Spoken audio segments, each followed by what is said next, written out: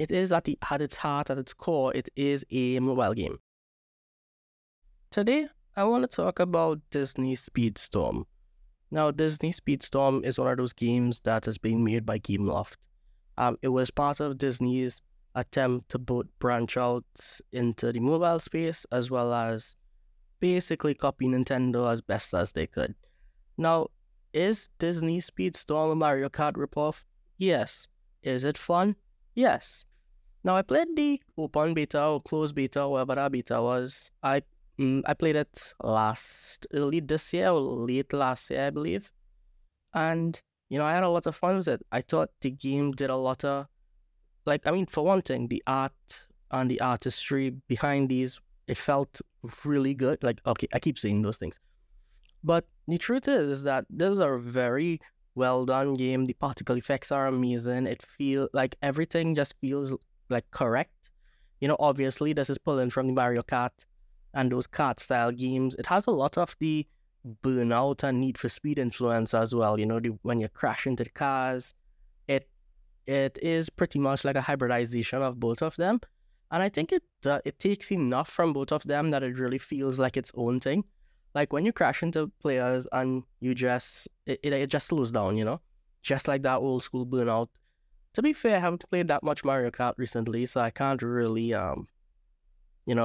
judge it like that.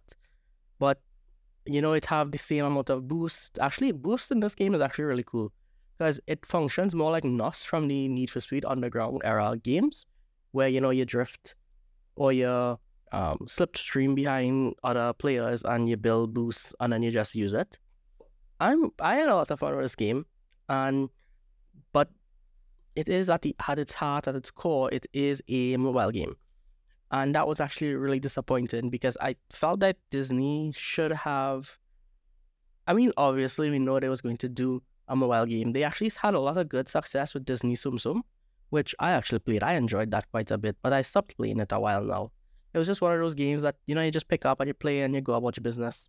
And, because it is one of those Gameloft type games or those mobile games, you have a host of microtransactions. You have to collect shards in order to unlock characters and then level up the characters, and your characters have to be a particular level for you to use other item levels in your cart. So your wheels or your chassis or your NOS, they all have different levels, and your player character has to be a specific level in order to use that car, in order to use those equipment, which kind of sucks. I don't really like how they did that, but the game's pretty generous with... when I played it, the game was really generous with a lot of its stuff. So you'd regularly get loot boxes. There's a progression system where you get a level up. Your collection level. I noticed that a lot of Disney games use collection levels now. I'm not entirely sure where that came from. I'll have to look up that myself. So throughout this whole thing, there's a little progression system for every character for different styles of places, levels, sorry. So, there's that, and, you have to collect shards, you have to upgrade them, and when you upgrade them, you directly upgrade your racer stats, and your racer stats is directly linked to how good your cars can perform. And, it's really sad because I feel like there's a lot of potential in this game to be just like a super simple microtransaction-based game. They didn't really have to go to that level. But ultimately, they did go to that level, and truth be told, I'm not really that interested in the game anymore. And also, this is the thing. I think this is what really nailed in the coffin for me. Personally, even though I had a lot of fun with this game, even though I think you should play this game, what they did was that they offered an open beta, and then they decided that, a year later, they'll close the beta, and then you'll have to pay for access. I think it's $40 or $60 or something. And then in a year or a year and a half or something, they'll just make the game free to play. Which does not make sense. I don't understand how that's a business model, and they've done it multiple times and it's clearly successful. So, it have that to consider as well. And that really sucks because I feel like Speedstorm has real potential, and unfortunately, we're not going to get to see that potential because of the greed.